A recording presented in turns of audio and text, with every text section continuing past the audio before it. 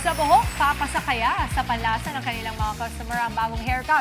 Ngayong tag-init, alamin na natin yan kasama ang ating fresh and beautiful bunso na si Maui Mau.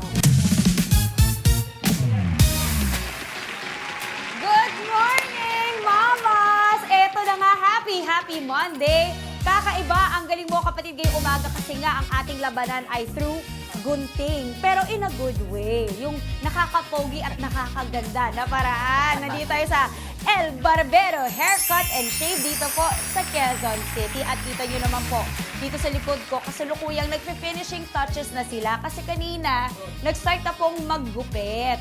So, kasi inuna natin yon mga kapatid dahil pag ang paggupit talaga, alam niyo naman po, it takes sometimes 30 minutes to 1 hour. Kaya kanina, inuna na natin yan. Ngayon, ang may kita na lang natin yung final touches. Meron tayong mga kasama dito. Sila po yung mga barbero, no? Or yung stylist na nagugupit ng buhok. Kaya, huwag na natin patagali pa. Tawagin na natin si galing mo, barbero number 1, Lorenzo Manao. Hi, Sir Enzo. Good morning. Bati mo ating mga kapatid. Ayan, good morning. Okay, galing mo, barbero number 2, John Mark Dequinia. Hi, good morning. Nag-coffee ka na? Hindi ba? Inuna yung paggupit kaysa magkape. Ayan, lelo. Okay, so kanina, may mga ginupitan kayo, tama. Pero yung gupit nyo, magkaibang style, no?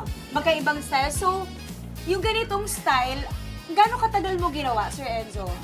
About 15 or 20 minutes. Mga 20 minutes din. Pero syempre may mga preps pa yan, di ba? How about you, Sir John Mark? Mga gaano katagal mo ginawa yung ganitong buhok? Mga 20 to 30 minutes. 20 to 30 minutes din. Okay. So, ito ngayong summer, di ba? Summer na kasi ngayon, mainit. Ang mga bagets talaga or ang mga bata, naghahanap ng mga bagong haircut. Tsaka bakasyon na kasi sila. Meaning, kung strict man yung school, kaya na nilang mag-hairstyle na gusto nila. Okay mga kapatid, eto na. Nag-final touches sila ngayon, i-reveal na natin. Okay? So pag nag-count ako ng 3, 2, 1 reveal, iikot nyo si Hans at si Zan. Okay? Ready na kayo, sir? Yes, ma'am. Naku, excited na rin ako makita ano bang itsura ng ating mga in-styler for today. Okay, ready, prepare. 3, 2, 1, reveal! Wow! Wow! Ang gwapo naman ng mga bagets na to. Hi, guys! Kamusta? Okay, so how do you feel about your haircut? Starting with you. Ha?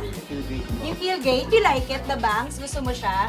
Okay. Pwede ba yung ganitong ano sa school mo? Ganyang buhok, hindi? Okay lang. Pwede naman. Okay, so pwede mo tong gamitin pag nag-back to school din, if ever. Okay, perfect. Okay, si Zaz, isa pang gwapito. Diyos ko, naalala ko din yung mga bagets kong anak din. Okay. Zan, do you like your hair? Gusto mo yung buhok mo? So, ang usual hairstyle mo ba ganito or medyo iba? Ano yung araw-araw mong hairstyle? Naka-spike, nakababa? Nakababa. Nakababa. So, ito, naka-spike, may product. Okay, at eto na mga kapatid, I'm sure kayo ay nagagandahan din sa mga gupit nila. Pero, meron tayong mga judgers. Panel of judges.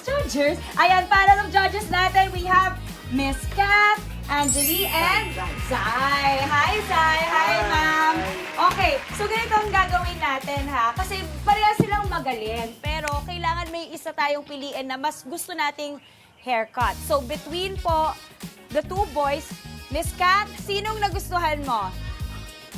Yung kay Zan po. Kay Zan! Okay. Kay Zan. So may 1 point tayo dito kay Sir John Mark. Tama. Okay, ma'am. Sinong... Kay Zan din! Wow! 2 na! Oh, okay, winner na agad. Pero for curiosity sake, ano mas gusto mo? For me, kay Hans po nagustuhan. Ay, kay Hans! Okay. Bakit kay Zan yung nagustuhan yung haircut? Pero siyang malinis kasi siya. Clean cut kasi siya. Naka-spike up siya. Anong tawag dito, Sir John Mark, sa hairstyle na to? Ha? Tapered? Tapered. Okay. So, ito, anong tawag niyo sa haircut na to? Ha? Burst fade. Okay. Lalo na may mga anak na lalaki, alam niyo yan, tapered, burst fade, yun yung tawag. So, pag sila nagpunta dito, yun lang yung sasabihin nila.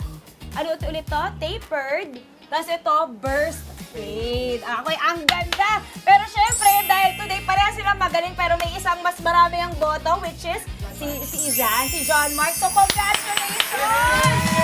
Ayan, meron kang sa groceries mula sa Good Morning Kapatid. May trophy ka rin at may smart load. Ayan, thank you so much. Ito ang ating winning look for today. At ito naman, Sir Lorenzo, load para sa'yo. Maraming salamat. Alam mo, natutuwa ako. Gusto kong dalhin yung mga boys ko dito. Sa mga katulad namin na gusto pumunta dito, Miss Kat, invite mo naman ating mga kapatid. Saan kayo mahanap at paano? Hello, so located po kami dito sa may Welcome Rotonda, Mayon Street. And yung Facebook page po namin, El Barbero Haircut and Shaves.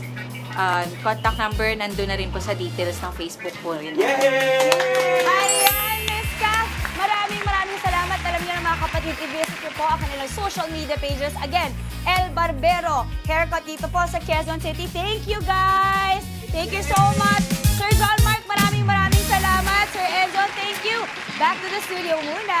Thank you to our judges. Sakto para sa summer. Yan, Magpagupit ang panahon. talaga. Oh. Oy, maraming salamat, Mau. At Yes. lagi natin naabangan ang galing mo, kapatid. Mga kapatid, Maui David po. Para laging updated sa viral food spots at unique destinations, mag-follow at subscribe na sa social media pages ng News 5.